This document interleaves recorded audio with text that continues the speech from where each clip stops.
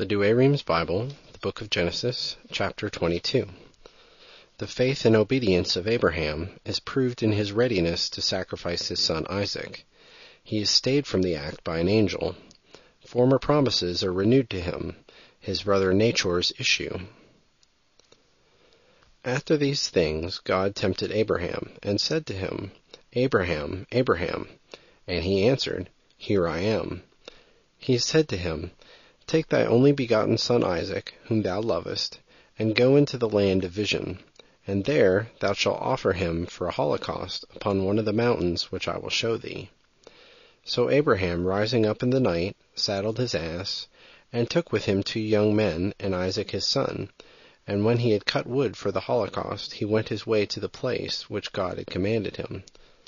And on the 3rd day, lifting up his eyes, he saw the place afar off.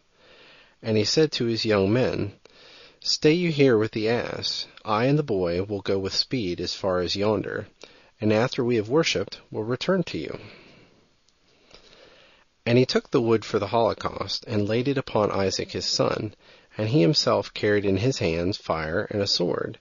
And as they 2 went on together, Isaac said to his father, My father.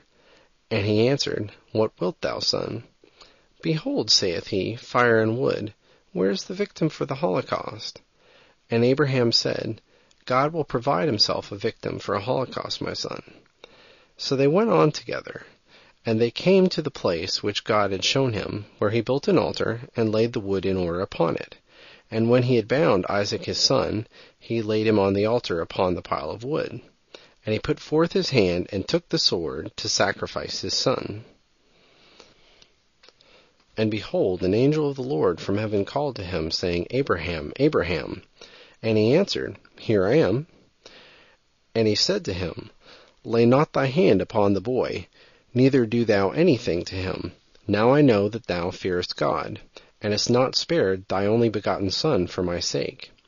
Abraham lifted up his eyes, and saw behind his back a ram amongst the briars sticking fast by the horns, which he took and offered for a holocaust instead of his son.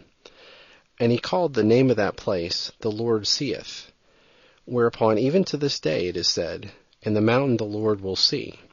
And the angel of the Lord called to Abraham a 2nd time from heaven, saying,